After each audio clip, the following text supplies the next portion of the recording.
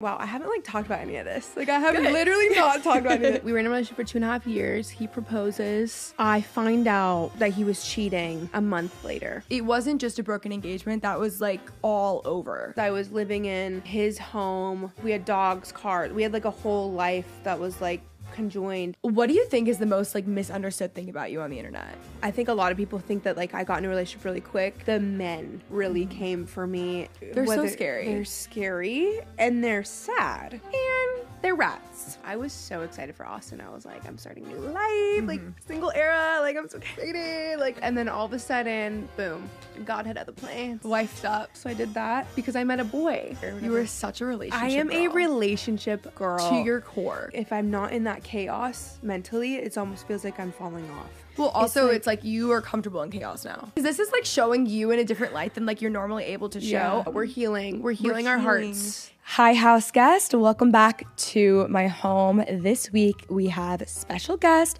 Tiana Robillard, coming over to my house. I love Tiana. We met a while ago at a dinner in Austin, and we just had the best conversation. She's coming over today, and what I love about this conversation is I feel this is Tiana, y'all have never seen her before, because she normally is a short form queen, 1.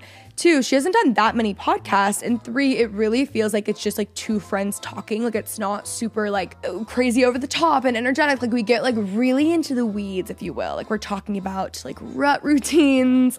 We're talking about her history of relationships, being a relationship girl, father wounds, attachment theory. It's really Tiana just I feel at her most chill and very, very honest. And we by no means are giving any advice or anything. We're just talking about where we're at and our ages of life, really where Tiana's at. And I think you guys are really going to like this. If y'all are new here and you're watching on YouTube, be sure to subscribe. We post new episodes every Thursday where y'all are coming over every single week, and we're typically just in my living room having conversations, and it feels you guys are a part of it. So I hope you guys enjoy this episode. Again, subscribe if you guys are new here. In Friend of Mine News, which is the home brand that I own, we just launched a new hat that is the cutest thing ever, and next week we are launching our Mahjong mats. This is very grandma hobby-esque.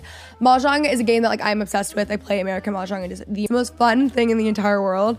And we developed the cutest Mahjong mats I think that I've ever seen in my life. And those are launching next Thursday. So stay tuned for that. Without further ado, let's welcome Tiana on to the show.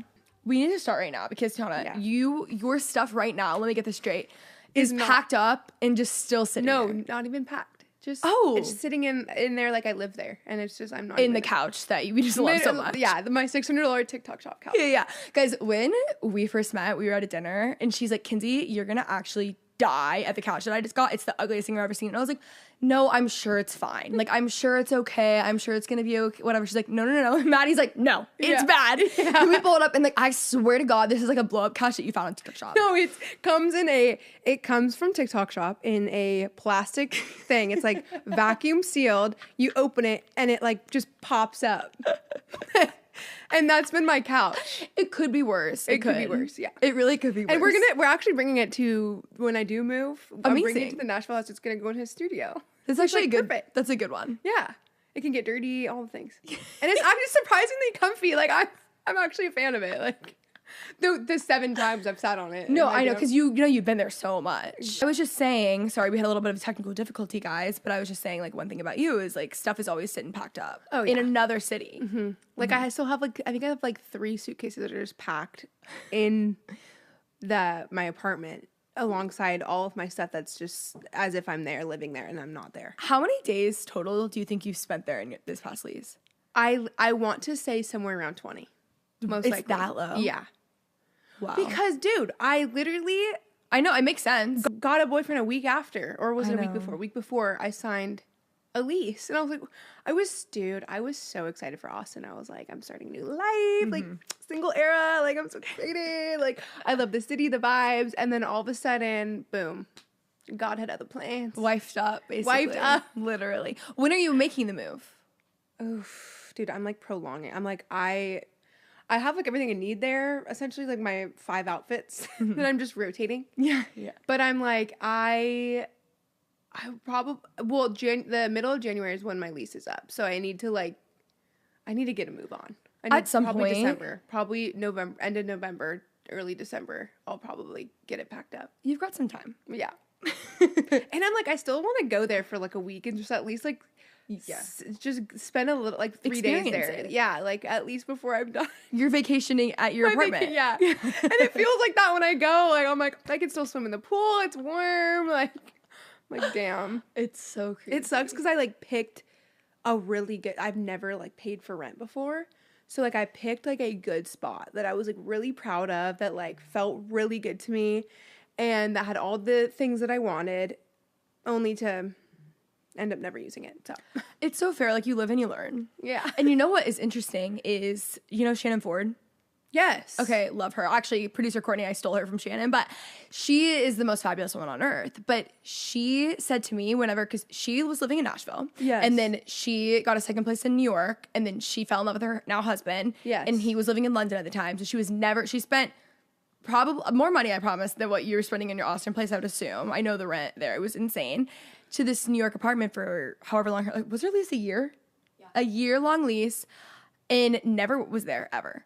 And she said to me, she's like, the second, when I started doing the second place, like here in Nashville, like that, she's like, that's going to happen to you. And it did. And I fell in love. And now I'm like, well, I have to leave. Yeah. So, okay. Anyways, I want to talk about you. And like, I think we need to bring it back to like pre-social media days. So people don't know your life before this. Yeah. Where did you grow up? I grew up in Bellingham, Washington. Pretty. PNW girl. It's like an hour and a half north of Seattle. It's like a little town called Ferndale, actually. It's like a little farm town, like Cute. right under the border, the Canadian border. But yeah, I grew up there. My mom still lives in the same house I like literally was damn near born in, and I hate going back home. Really? It was like a fun childhood. Like I had like a great life. It was like a one high school situation. Small town vibes. Small town vibes. Very small town. I'm still close to a lot of like my high school friends, but yeah, it's just one of those places that like there's nothing for me there. How many siblings do you have? 2. They're half. So they have a different dad. But we all grew up together with my mom. So Yeah. So I have a brother and a sister. What's your like birth order? So my sister is 39. She's the oldest. My brother is 36. He's middle, and then I'm 29. So we're like a decade apart. I see you being like middle or baby of the family. Really? Yeah. Wait, okay, I've never gotten that before. I've always gotten baby. Like, everyone's like, yeah, you're the baby. And No, like, because my sister is similar to, my sister's the middle, and she's kind of like, she's just more like, what's the word I'm looking for? Today, here's one thing about me today.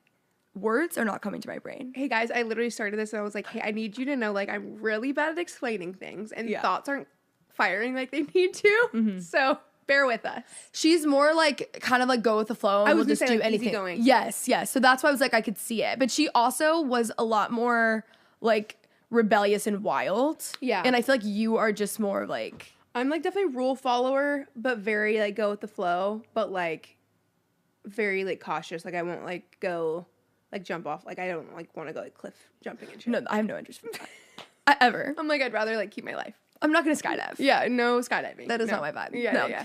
Okay, so at what point did you move away? Okay. Okay.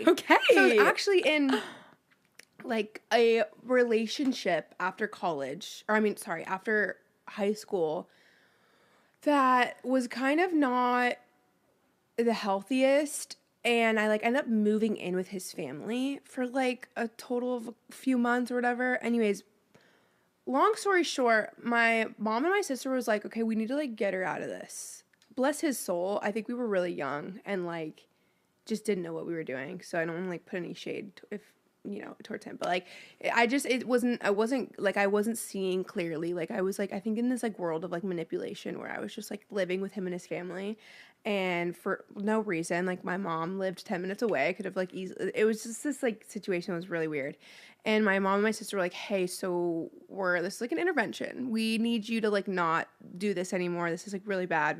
I wanted bigger things for my life, but I was like staying in my hometown with like this boy. Like me and my mom weren't talking, and like I like lost connection with all my friends. The wrong relationship will do that. It was one of those. Yeah, I get that. And I'm 18 at this point and working full time as a barista, and I just wanted bigger things for my life and like knew that, but didn't know how to like step out of that. so my sister and my mom like made this plan to pretty much like open a yoga studio, and my sister was like, I want you to manage it, and like I want you to come move to California. And that was I was wanting to do it. My sister was actually like for real thinking about it, but like wasn't like a plan yet. And so I was like, oh my gosh, like I should do this. And pretty much like they had planned for me to like move out there and then like with her and my brother-in-law and like get me like kind of away from this boy. And I did it. I moved to California. Like I up and like left and like pretty much was like did the thing where I was like, hey, like I'm moving, like let's just do distance and see how it goes. And then that ended up like fading out, thankfully. But go to California at like 19. I live in California until I turned 21 with my sister and my brother-in-law. I turned 21 and I'm like, look, like I need to go to college. Like what are we doing here? Like I had like a lot of emotions toward like my mom. She was a single mom at the time. Like I didn't want to leave her and go to college, but I also like wasn't talking to her. It was like this whole thing. So I'm like, this is confusing, but no, you're actually explaining this very well. Okay, yeah. Good. And so I like ended up not going to college right out of high school, which I like regret to this day. But I ended up going to my sister's, like I said, and then I turned 21 there, and I'm like, look, like life is flying by, and I'm like not getting my degree. Like I have to go back to school. I still had in-state tuition in Washington at this point, so I needed to go to Eastern Washington University for school. So I did that because I met a boy. Okay. So how do we meet this boy? I go home to get my wisdom teeth out. This is so romantic already. Like when I turned 21. And I go back home to get my wisdom teeth out, surgery, whatever. And during the like 3-week stint that I go home, I have a friend who's dating someone who went to my college that I would end up going to, Eastern. And I was like, oh, like, I'll go with you to like go visit him, whatever. It's like a 6-hour drive. So we go to Eastern Washington. I meet a boy, and wow, I haven't like talked about any of this. Like I have literally not talked about any of it. I go and like meet this boy because he lives with the friend's boyfriend that we're visiting. So we're like staying in like this house with them, and we meet, and I just like fall head over heels for this guy. I'm like, oh my gosh, like he's so great. Like he liked me. We liked each other. I go back to California after this. We're like talking. He's like, hey, like, I know you want to go back to school. Like, you should come to Eastern. Because, like, I'm here and, like, you still have in-state tuition. I'm like, okay, like, I could go to California schools, though. But, like, since I just met you and, like, this could be a thing, like, maybe we do that. So he ends up, like, convincing me. I go to college at Eastern. We end up dating for, like, 2 years. That was my first heartbreak where, like, we broke up and I think I like kind of cut it, but he didn't want to get back together at any point. Mm-hmm. I was like running away, waiting for him to like come back. That didn't work. Yeah. So we ended up breaking up, and then that's where I went. I went to college, found another boyfriend at some point, like a year later. You were such a relationship girl. I am a relationship girl to your core. To my core, like I just love companionship. Like I'm just like you love love. I love love. I'm like a big romantic. So I'm always in a relationship. I think I've like the most I've had in between has been like maybe 2 years. That's a large chunk of time though. Yeah. So you meet the second boyfriend. Well, first off, let's stop with the breakup.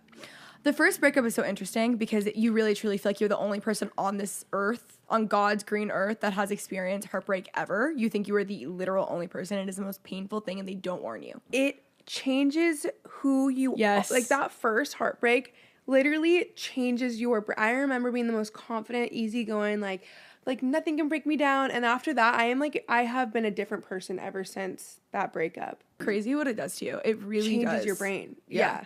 Completely. Changes your personality, I feel like.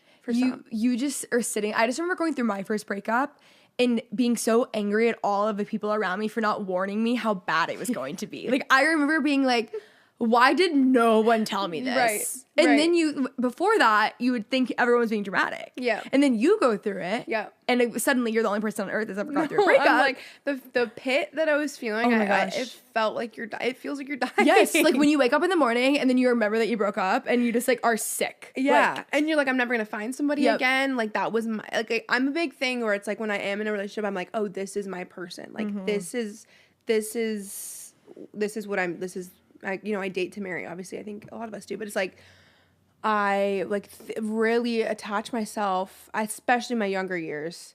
I attach myself and I'm like, okay, this is what we're doing. I'm all in. And then for it to end, you're like, what, who am I? It's earth-shattering. Yeah. It's so bad. Which I think like, I think something that can like be a part of like my story is my parents divorcing when I was really, really young. I was literally just about to get to that. Yeah, I do label myself as a like relationship person, but I do think like a part of it is like maybe like a father wound, you know, a little bit. Like my dad like wasn't really we were really close with like a strong relationship, just not physically, like not to like he was never I only saw him like maybe 4 times, like 4 weeks out of like the year, you know, so that was tough. I think I just really relationships were important to me because of that wound, probably. That makes complete sense. Also, I think my parents also divorced, and it was really bad when I was younger. And I found myself, my dad was like there physically. We were very close. I'm always with my dad. But something that I noticed in myself with relationships was not necessarily that I always wanted to be in one, but when I was in one, I wouldn't leave and I would not break up with them, even if I 1,000,000,000% should. And this lasted into like recent years. Like I wouldn't leave, and I think I was just trying to prove a point that like I could make a relationship work because my parents didn't. Yeah, that makes sense. It's so crazy how this all like just comes out. And it comes out so much relationally. Because my thing to that is I like run to see if they'll chase. Yeah, like if I end this, then like first of all, if I end it first, then you can't end it. But then if I end it and you come back, then I know you like actually love me. Yeah, they have to like work for it. You have to work for it. Do you feel like you still do that now? Sometimes dude, oh yeah. I'm still to this day struggling with like healing that. Do you feel like it's gotten any better as you've aged, or do you feel like it's gotten worse? Worse. Yeah. Worse, especially with like an engagement that like freaking you think is gonna be your life, and like someone got on a knee, and then to like have that end, it's like that just again like it's just like showing again like my abandonment wound. Boom, like again after again after again after, and it's like for me to be in a relationship right now, I think a lot of people think that like I got in a relationship really quick, but for just like to reiterate, like for me to be in a relationship right now with like the state of like the mentality that I was in after that, it has to be like this person has to be like so healing for me. Mm-hmm. And I am, I think, experiencing that right now. My brain and like my body will sometimes tell me that I'm not, and that this is like gonna end again, or that like this person's gonna run away, and I'm just like really having to work on that open communication, on explaining that to him and like healing that, because as of right now I'm like, no one's gonna stay, everyone leaves. Even if you have a ring on your finger when you think you've hit the finish line, it's like means nothing, and people can still like absolutely ruin you. And I'm like having to like rewire that after I was like, since I was 5.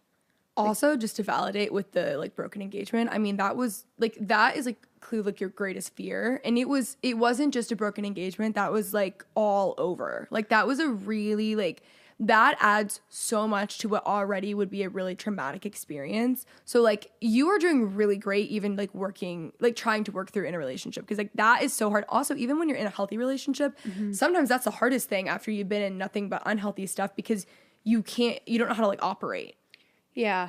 And my boyfriend now, poor guy, he's like, I don't think he's been in a relationship with someone like me. I just need a lot right now. I need a lot. And I don't think he's having to learn how to give me what I need, because he's never had to do that before either. So I'm just like, and by a lot, I mean like, what's the word? Like affection. I need a lot of reassurance. I need like a lot of presence to feel like it's working. And it's not fair. We're making it work, and we're in a good spot, and I think we're both like loving where we're at right now. But it's a mental battle every day to rewire that, like, even if he's not going to leave, but even if he does again, even if this happens again to me, I'm okay.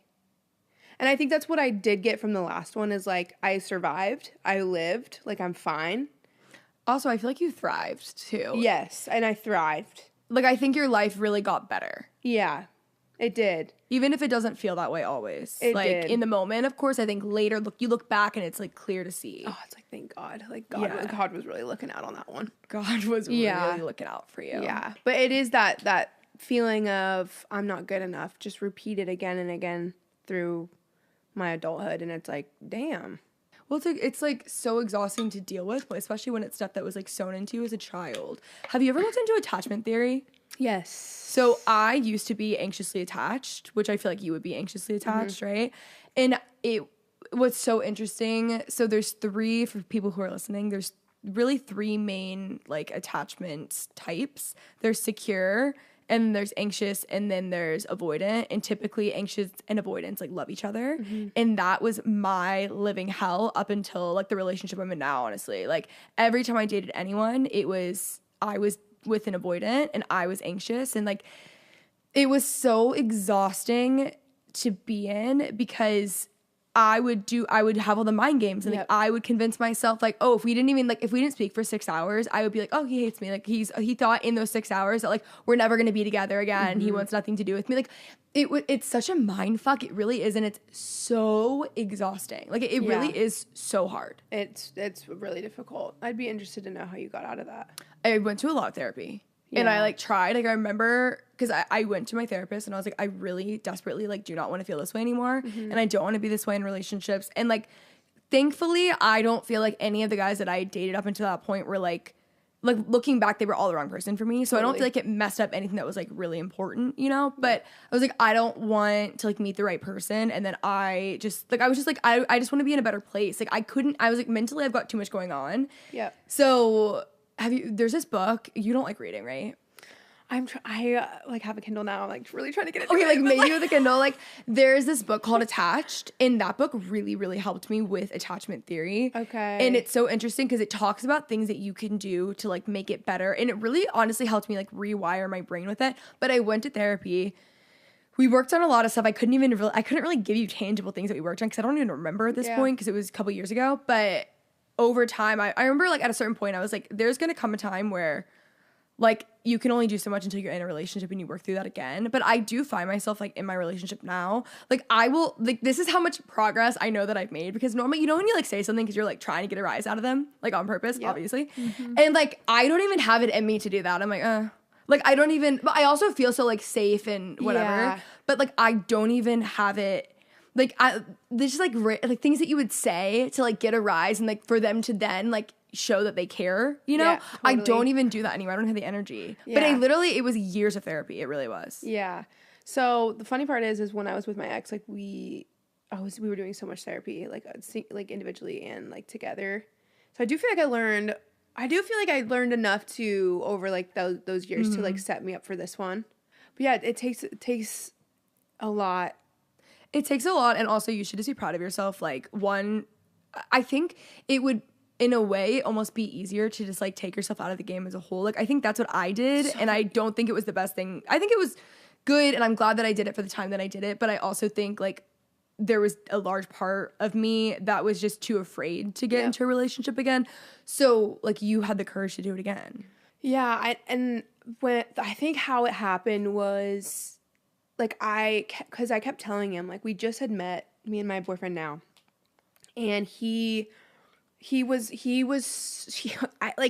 God, dude. Like I can't put it to anything else other than like I just really feel like this is it because he was pushed so hard in a time where like I needed to see that push to feel like someone was about it again, or like someone could like do this with me, or like wanted it bad enough to where I felt like, okay, maybe I can like, okay, he wants this like really bad, like maybe I can like dabble and like see, like maybe he won't go because of, you know, how hard he's pushing, whatever. And at the beginning that was just like what I needed, me to be like standoffish and him to be like the go like trying to get me. And I needed that so bad at the beginning, and now I feel like we're finally at like a point where like we've leveled out, and like I can step into it more, and he can push, and like it's like a healthy push and pull now versus like at the beginning I needed like all push you know, for me to feel safe, comfortable and safe stepping into something. Yeah.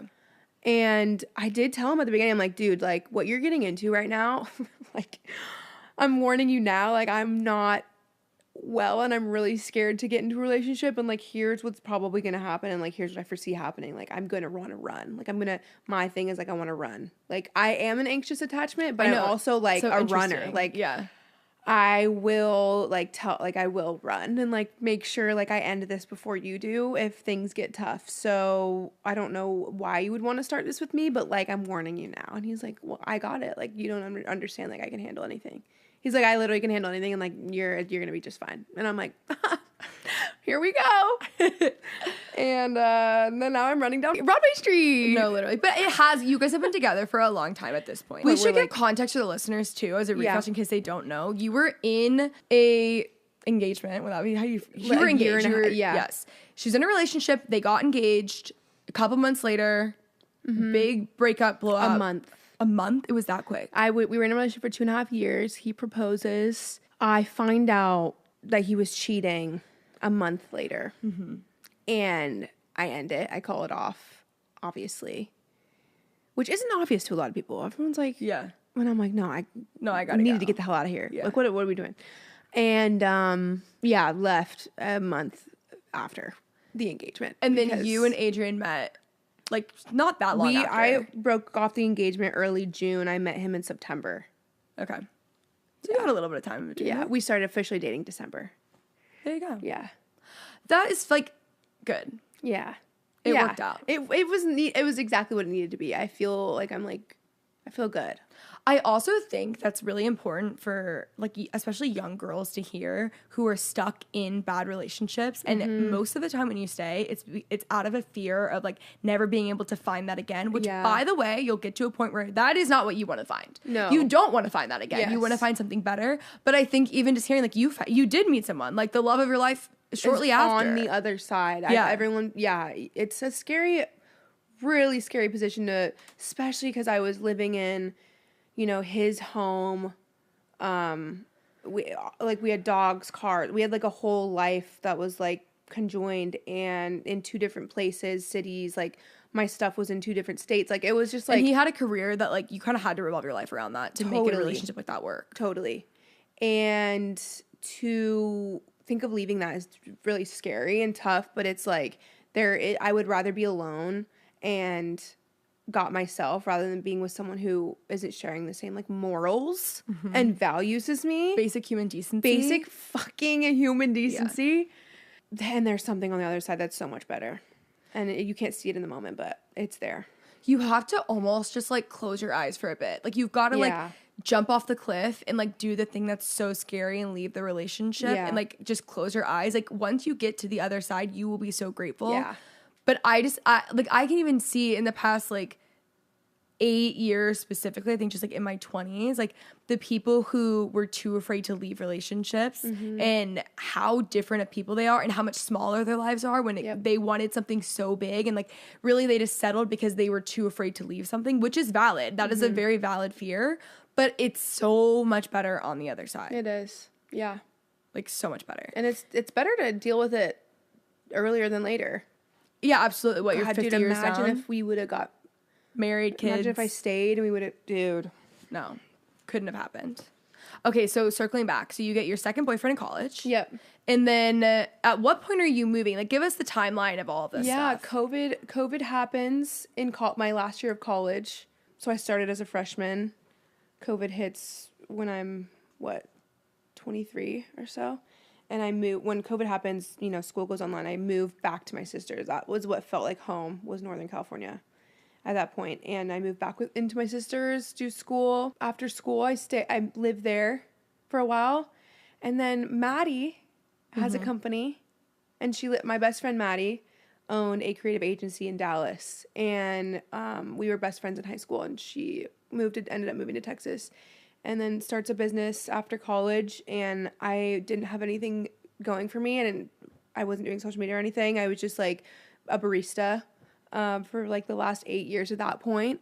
And I was like, I'm just gonna I think we have a conversation one day, and she's like, dude, what if like you came to work for me? And because I did love video editing. I would do the whole YouTube, like, iMovie situation. When I did Vine, I was always, like, hip on Instagram. Like, I knew what was going on. Like, I was always talking to camera on Snapchat back in the day. Like, I just, like, always had, like, a presence, like, and, like, loved being in front of, like, the camera on socials, like, before it was, like, a thing, whatever. And then she's like, dude, you could, like, run the TikToks and like video side of things for all the accounts that I run. And I was like, sure. So I like end up moving to Dallas and work for her. We end up getting acquired by a brand called Nudes, the company. So we worked as like the marketing team. So I launched Nudes on the marketing side with them for their first year. Was kind of the face of the brand in a sense for Darelan, like her brand, like at that time, and just loved doing the socials for Nudes. And I was like, I just feel like I could do this, and so I was like, I could do this for myself. So I got in a relationship at that point with Cody in Dallas. We met because he was training on off season in Dallas, and met him. We got in a relationship. Eventually, I ended up moving to Arizona when he was on Arizona, and I ended up moving there, and I just went and did it full time for myself. When you were younger, did you ever picture yourself doing something like this? Like, I can't explain it. Nothing makes more sense. Yeah. For me. Like, I was never going to feel fulfilled doing anything other than like something to do with entertainment.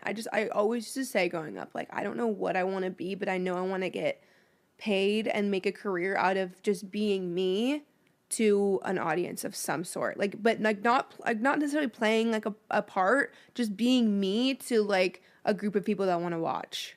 It's so funny that you say that, because I have this really vivid memory, and this is important because I don't have many my childhood was like pretty traumatic. Like, I don't remember a lot of it, but I have this one really vivid memory. I was in my hometown. I was in my best friend's mom's car. We were at Sonic, and we were talking about like what we wanted to be when we were older. We were probably like 12 years old. And I said to her, I was like, I don't really know how to describe it, and I don't even know if it, like, this is like before like YouTube. I mean, YouTube was a thing, but before like people knew it was a thing, really. So as a career. And I remember saying, like, I don't really know how to describe it, but I just think that, like, whatever I end up doing, like, I'm going to be on camera. I think it'll have something to do with, like beauty, fashion, like, that kind of stuff. And I think I'll own, like, a brand. Like, I said exactly what it was, but It didn't exist then. But I was the same way. Like, and my mom owned a business growing up. So I'm like, there's certain things that are, like, pretty obvious as to why I felt that way. And of course, the only thing is just, it was home and not fashion stuff. But I had the same thing. Like, I always knew. What's crazy is you were such a big inspiration for me. That's so funny. At a very, like, a long time ago. Like, I think you were living, where were you living? LA, probably. I think you were living in LA at the time. Those were dark days for me. Or maybe I was, like, watching you, because you lived in Dallas first. Yeah. Well, Dallas, LA, Dallas. I think it was Dallas. Yeah. And then, but I was watching you, for a very long time ago. Yeah. I've been a fan of you for a long time. OG, like, and you just motivated, like, the way you just lived your life motivated me so much, because I was like, hello. No, this fly that's in this room is driving me insane, by the way. I'm like, it's actually going crazy. It's always here. I don't know what to do about that. It's just like, it's my roommate at this point. It was just like, you would say things and then like make them happen. And I think that's like some people's biggest problem is they think so many things that they want to do and then they never take the step to do it. And I just remember watching you so young. I'm like, if I want to like do something, I should just like do it. Like, you're such a doer. You would just say it and it would come to life. I'm really decisive. Yes. Like, if I decide something, it happens and that's it. And I'm also very stubborn. So, like, it's not always the healthiest thing. But I'm just that's what it comes down to, is I'm very decisive. like that. And I was just kind of born that way though, honestly. Like, yeah, that's just like how my brain works. Dude, do you know like CEO, like that's like the biggest indicator of like what differentiates CEOs to like normal people is that they're really good at just making decisions and like going with it. See, and, I like, always see these things on Instagram when they say things that are like, oh, they're fast walkers, they're fast talkers. I'm like, well, I'm all those things, so let's figure this out. Like, no, I know. I'm like, I don't know how for real they're being when they say that, but I am very decisive. Like, I also like have a strong, and I think it comes from like I'm from a family of like interior decorators, so everyone has a very specific taste. Yeah. So I think I inherited that from them of like I am very decisive, but I also like I know what I like. I like that. But I think it comes from growing up in that kind of like household. Yeah. You know? I like couldn't be more opposite. I also had a dad who believed I could run for and be president. Like he's very like he's like not delusional in the sense of like he actually thinks that. He like would think things and he's like, I can do it. Well, Like he really believed in me, and I think that gave me confidence really young. Yeah. So I think that like I really had like the perfect storm that's amazing. to like set me up for that. But we had such similar things. Like I always I'm like, just well, how do I need to raise my kids? Okay, make sure that they know. Because Adrian, kind of my boyfriend now, he's been in the industry a lot longer than me. He's just like anything he fucking thinks of just comes to life as well. He's like the same way. He's very decisive, very like pick it. If it happens, it happens. If it doesn't, we reroute. You know what I'm saying? Yeah. And his family life is like very like his parents like gave him that platform to like believe and like make sure that he could do whatever he wanted to do, and there was like no limitations. Yeah. I feel like I grew up in a very limiting like environment. Like it was very like small town vibe. Like I couldn't believe, I knew I wanted to do something bigger, but I didn't know how to get there, and then I couldn't really position myself in a way that made it happen. I don't know. So my dad grew up in an environment like that. And so I think that that's what made him the opposite. So that's great because you can be the opposite. Maybe that's why I'm here now. No, literally. Secretly, like on the low, like in my subconscious. Secretly on the low. It happen.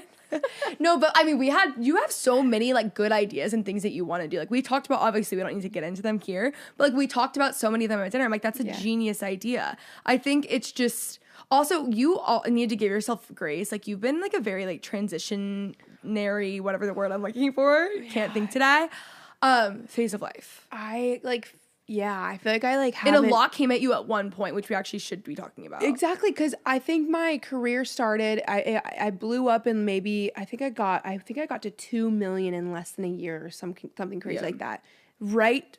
Or maybe a little less, and then straight to a public breakup. So we came up together and essentially.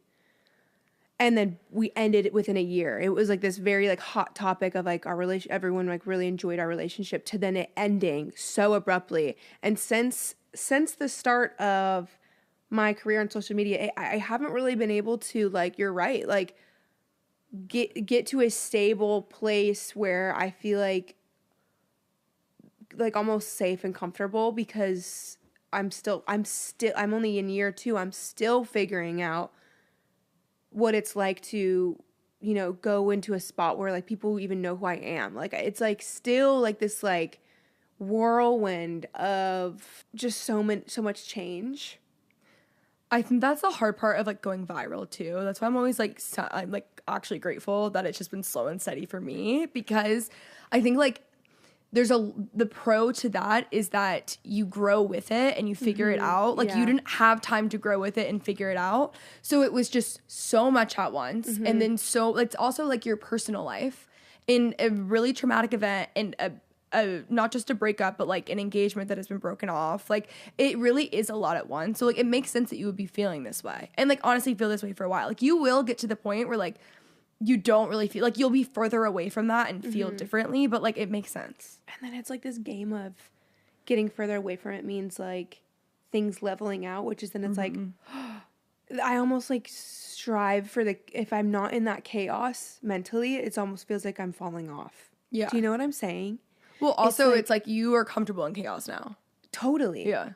I also think like social media, I think for anyone, even if you're on or off, like if you are an influencer or not, it is such a mindfuck because we're guinea pigs, bro. We have no idea the brain studies that are going to come out when we're like 70. It's going to be so bad if we make it there. Yeah, like literally. I'm like my brain's mush at this point. Like actually, It's going to be so bad. Like, I don't even want to know scared. about them. I'm good to not see those. I was telling Adrian yesterday, I'm like, we need to set an hour aside every day just to like raw dog dog our minds. Like, I need to sit on a chair for an hour and like try to gain my brain back. Like, literally. Without a screen. It is crazy. But I think like social media is such a mindfuck because like it's not normal to get millions of views a video. But when you start getting millions of views a video and then all of a sudden, and that a lot of it is surrounding like drama and chaos in your life, and people are attracted to that. And then like you have a normal life and you're still getting like if you 500,000 views or something on a video, which is still an insane amount of views on a video. 100,000 is insane. 10,000 people watching a video is an insane amount of people watching a video.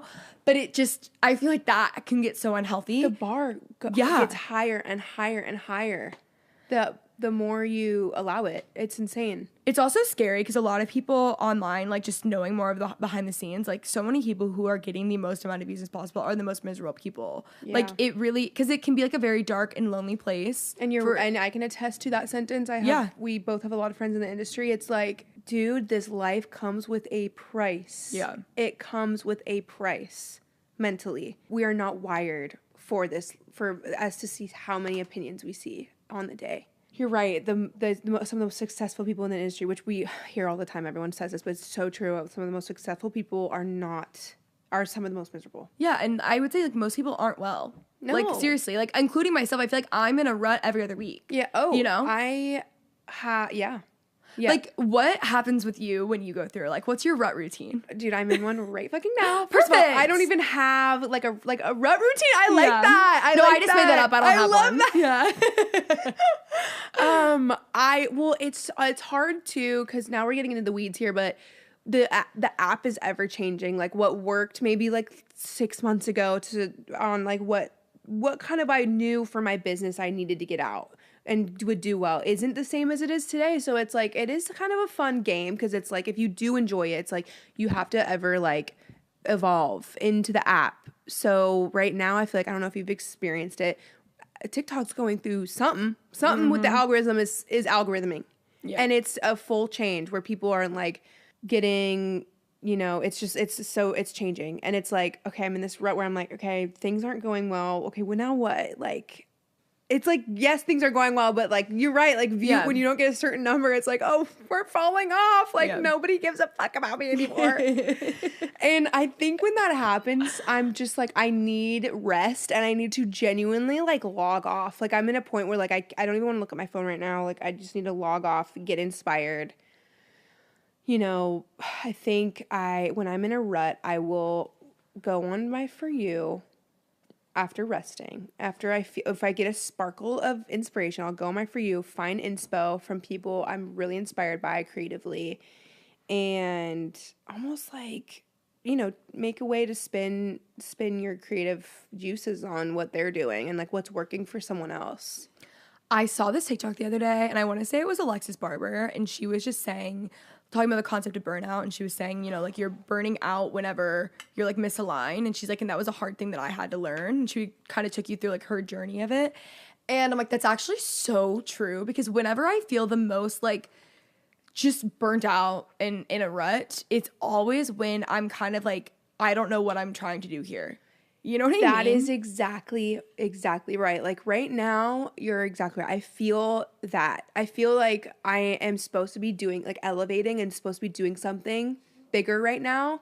And I can't figure out what it is. So I'm in this in between of, and me and Adrian talk about this a lot, not to air his shit out, but he felt really unfulfilled with the influencer life or social media, and he just felt like that time was over for him, and he was like, what's next for me? And that's when music came, and now he is like flourishing, like hit the ground running, like in something that he like loves and adores and like can see himself like really doing. And I just feel like I'm in that in between right now where I'm like, I want to build something, I want to create something, maybe it's a podcast, maybe it's a brand, like I want to pour my creative juices into something other than telling my story every day. I'm in this feeling right now where I'm like, I don't even care that much about my life. Mm-hmm. Like, I don't care what I'm doing enough. Like, I know that, a lot of people are in this, there's a lot of conversation right now on TikTok that's like, influencers this, influencers that. It's like, no, I feel you. Like, I actually don't care that much about my life to like sit and edit what I'm doing for you guys to like show you what I'm doing. So I'm like, why do I feel like you want to see it? So it's like almost like I need something. I need to switch up. No, like specifically in the influencer space, I say that all the time. Like, I'm so tired of myself. I'm so tired of myself. Yeah, like I'm like, so like there's other things, but that's why I think it's been good for me. Like, I always say, I literally, my answer for everything for myself has always been like hobbies and having other things. But like as I've gotten older, like my content has shifted to be like less about my life. Also, my life's been depressing the past couple of years, so it's like I've switched things up, and like I make content like about other things, which has really helped me. And I think it's the only way that I've been able to like keep doing stuff, because it was, even then though, I still am tired of myself all the time. What's your rut routine? Okay, so I just made that up. I don't actually have a rut routine, but like that does sound like something I would love. Yeah. Me and my routines. I think it really just depends. I think there's some times where I know I just like need to take a step back, and like I feel like I'm kind of in a rut with a podcast currently. Like that's actually where I'm feeling. Okay. But even today I was just thinking, like sometimes I will literally pray and be like, I need something. I'm like, hey God, it's been a bit, but like I need like something. Mm-hmm. But it just depends. Like I will take a step back. What I've realized is that the worst thing I can do is just try to keep working through it. Dude, I have to take a step back. Exactly. Like absolutely have to. Like even today I was like, oh wait, I kind of clicked like what I want to do, and like really, really small minor changes that would make really no difference to anyone other than me, and I think would like help the show grow. But I don't know. I like feel like I'm current, and I feel like I'm always in a rut, and I feel so annoying coming online being like I'm in a rut. But I'm like, guys, I just don't care. I think that's what it is. Like I don't care enough about myself. Right. That's why, like, as much as everyone's always like solo episodes, I'm like, guys, I have nothing left to say. Yeah. I don't know what I like.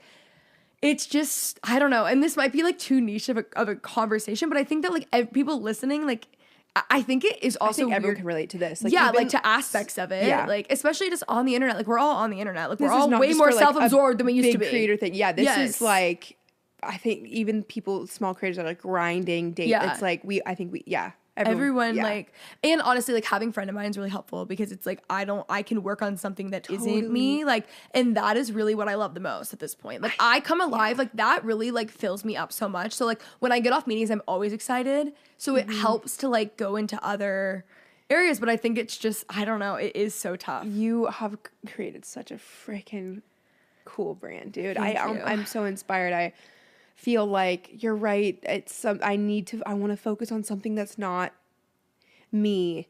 It's tough right now because I feel like I'm still newer, so I feel like I do still have like juice in the tank for people still wanting to know. Also, like people can always want to know. Like people like love you. Like you haven't, like all the things that you're saying in your head are not true. Yeah. But like of course, like everyone feels that way about themselves, but like that is not true. Yeah. And you also can like evolve and go on for 20 years. Like people last online. A lot of people last online for a long period of time. There's like YouTube families who've been pumping this shit out forever. Literally. They really have. But there's people who, Trisha Paytas, like there's so many people. She's obviously an extreme example because she's Trisha and like so iconic, but like there's so many people who have evolved and evolved and evolved and evolved. Like even like a Martha Stewart career-wise. Like there's so many people who have like continued on, and she didn't even start like being Martha Stewart till she was 40. That's facts. It's crazy. That's facts. Which is like, that's the kind of inspiration that we need today. No, I literally have a full solo episode of people who like achieved like quote success later in life. Yeah. Because it like is so helpful to hear, because when it's so insane the pressure that we put on ourselves too. Even like the conversation we're having, it's like we're so young. Like you're still so young. Yeah. Like you don't need to have everything figured out, but for whatever reason, when you don't have it figured, not for whatever reason, it's just exhausting. But like when you don't have it figured out, it's just like this is awful. No, it's real. We still have so much that we're gonna do. What do you think is the most like misunderstood thing about you on the internet? We can have a deep answer and then we can have a shallow answer. Okay. I think the shallow answer would be people think I'm just like this little grimy little rat that I've like branded myself as, and I'm just like this messy, like doesn't brush your hair. I brought a hairbrush today. That, and like I'm really messy, and that like I don't take care of my life. Like I am very driven. I am a very I am a perfectionist and need organization. I do take my hygiene very seriously. So I think that's misunderstood. The deep answer would be, I think people think I'm like very confident, like very like self like confident, and it's the thoughts that are in my head are like debilitating 24 hours a day, which is like a depressing answer, but it's like, and not everything is what it seems online. Like I think I come across I'm a very happy person organically, but there is an evil like side in my head. Like that's like very out to get me. And even in the most positive, happy people you see online, sometimes they are going through it. It's almost with like their thoughts. Online, you're like your ideal self. Totally. You know what I mean? This is the parasocial conversation. It's like, yeah, there's so many more layers to what you see. Do comments like really get to you currently? Yes. Good ones get to me. I'm like, on top of the world. Bad ones, I was just talking about this with someone. Bad ones also get to me as much as the good.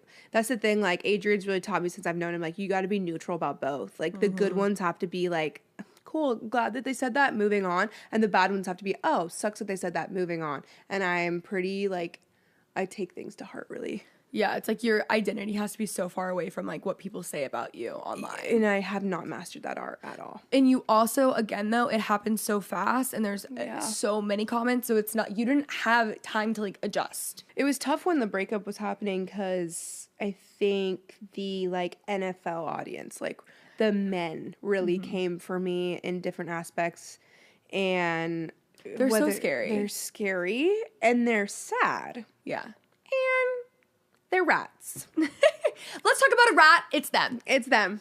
Speaking of rat. The ones who were nice to me, love you though. But yeah, they're perfect. Yeah. Because they said something kind. This is exactly the problem that we're talking about right now. Exactly.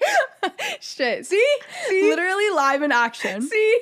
No, I get it. It is hard. You have to, but I think that's the same. I think that's like probably the answer to like most things in life though, is that like your identity has to be so far away and so far removed from these things, which is so much easier said than done. You have to know you have to be so good with yourself and know yourself so well in your own head before you can like take anything on almost, which like isn't how life works. No. But it's just like the worst thing ever. What did I see? It was like the price of like doing this is like embarrassment or something. Yeah. It's like, that's a big quote right now. That's fucking real. Price of doing anything is embarrassment. Yeah. Anything that's like worthwhile, basically. Yeah. Even just, I was actually talking about this earlier today. I'm like there's just a cost. Like you are going to embarrass yourself. You're going to fail a billion times. You're like, that's just like kind of what it is, you know? Yeah. No. It is what it is. Yep. Okay, so what are some things that you have coming up? I have a couple collabs, a couple fun collabs coming up. Love a collab. I have a little bundle coming out with Tarte. Oh, love that. Which, this is the first time I'm like talking about it. I love a bronzy, no makeup. And I feel like Tarte products have mastered that for me. And I forget my makeup a lot. This is how this bundle formed. I forget my makeup everywhere I fucking go. And every time I go to Sephora, I get the little minis of the exact products I need. And it's 5 products to get the perfect, glowy, all year round face in 5 products in like 5 minutes. And we made a bundle. You know what photo of you? I actually forget where you were. Maybe it was like SI or something. I don't know where you were. You're on a balcony, your glam look. I mean, they commented probably like 15 times. Tiana, that I've never seen a better photo. I've never seen better makeup. I've never seen better anything. Like that should be your screensaver. Like that was seriously unbelievable. Thank you so much. Like it's much. Actually like drilled into my brain. Oh wait, did I have like the little top knot up here? Yeah, that's the one. You know, I had like a sheer little dress on and my boobs so out. It was not okay, but I loved that day. I felt really, it was really good that day. But the crazy thing is like, I don't feel my most beautiful in full glam. Like I feel like I get that. Do you get like it's only like, with one makeup artist who I use for everything? Like I feel amazing with her. Anyone else, I'm like, no, I feel better like not having anything on. Yeah, I think it's just because I feel more comfortable. Yes, I feel like literally the 5 products. That's all. Like that's what I feel best in, and I'm wearing it right now. Perfect. Obsessed. And then what else do I have going on? I don't know. I there's a lot of transition business-wise that's happening for me right now. Good. Which we can talk about later. Yeah, good. But it's exciting and it's scary, and I'm hoping that with this transition comes just like a new world of things to share and things to build. And so I'm excited for that. I have a swim collab coming out. And then I have a jewelry collab coming out. So everybody stay tuned. Stay tuned. A year from now, you'll come back on the podcast and you're just going to be in like a way better place. And we'll be like, oh my gosh, remember when we were in a rut? But like, look at us now. Literally. Yeah. Hey, things will be so different. Hey, hopefully my hand's a little heavier. Yeah, just a little bit. We'll see. Okay, amazing. Well, thank you so much for coming on. I'll have everything linked in the show notes. Thank you for having me. Hey, sorry that this was so all over the place, guys. We don't. No, this is what I needed because this is like showing you in a different light than like you're normally able to show. Yeah. Also, what did we learn in today's episode? Tiana, you're gonna read attached. You can listen to it on Audible. Yes. That'll be good. And we'll start from there because that will be very helpful. Yeah, we're healing. We're healing our hearts. Healing this our year. hearts with Tiana. With Tiana.